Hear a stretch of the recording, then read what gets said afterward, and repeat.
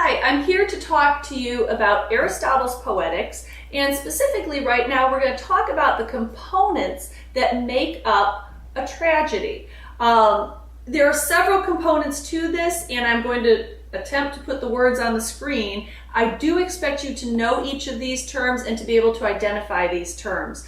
If you are in my class, you will also have access to the Poetics handouts, and I do expect you to peruse those handouts. Okay, so the first term that we're going to talk about, Aristotle talks about this in section 11, and it is called reversal of the situation. In reversal of the situation, Aristotle says is essentially this: a change by which conditions of the play are transformed into their opposite, keeping always to the rule of our probability or necessity. So he's talking about the conditions of the play. The easiest way to consider reversal of the situation is look at the beginning of the story. What are the conditions? What's the setting? What are the problems going on? If you think of something like Star Wars, and I'm talking about the Star Wars with that begins with Luke on Tatooine.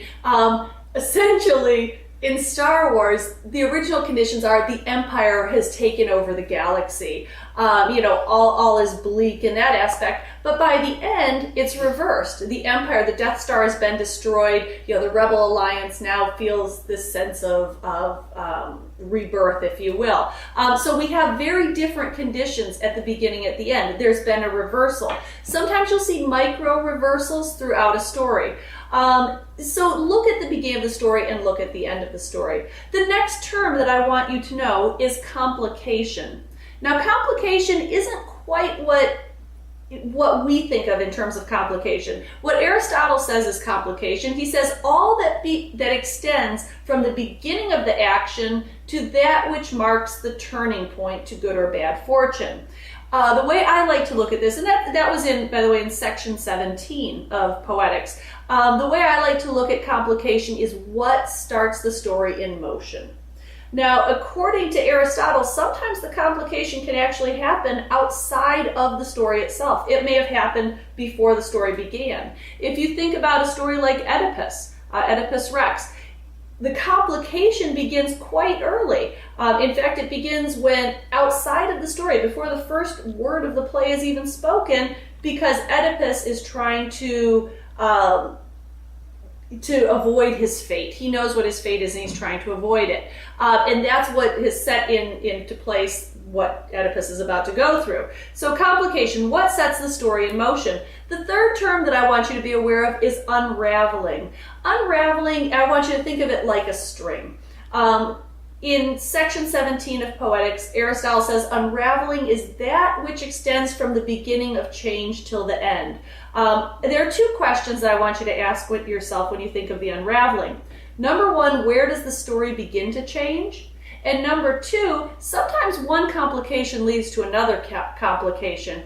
After which complication does the protagonist start to affect change? Then you're going to see it start to unravel like a string. The next term that I want you to be aware of is recognition. Recognition is very differently used than the way we use it today. In section 11 of Poetics, Aristotle says this. He says, recognition is the change from ignorance to knowledge. So it's a movement from ignorance to knowledge. The way you determine recognition is you ask yourself, in what way do you see growth in the protagonist? Or what new knowledge does the protagonist possess at the end of the story that he or she did not possess at the beginning of the story? The next term I want you to be aware of is catharsis. Now, catharsis, you're going to determine catharsis in two ways, or due to two things. Catharsis first is a purification or cleansing. When the ancient Greeks went to the theater, they didn't expect to just go for entertainment. This was a ritual for them, almost a spiritual ritual for them. And Aristotle says that catharsis occurs if two elements are present in the play. The first is pity. And Aristotle says that pity is aroused by unmerited misfortune. That's in section 13 of your text. Unmerited misfortune. So in other words, we have to ask, does our protagonist deserve this misfortune which is coming upon him or her? Then fear is the next part, and fear is also in section 13. Fear is aroused by the misfortune of a man like ourselves. So we have to wonder, is this something that could happen to us? Can we identify with this protagonist? And if you can answer yes to both of those, then you do have catharsis.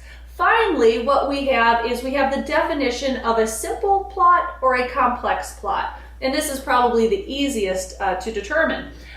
In order to determine whether or not you have a simple or complex plot, you have to look back at your reversal of the situation and recognition.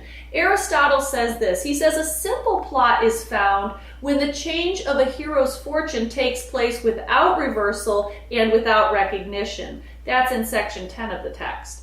And finally, he says you have a complex plot when the change is accompanied by reversal or by recognition or by both. So these are the terms that you need to know. You need to know reversal of the situation, complication, unraveling, recognition, catharsis, and plot type, simple or complex.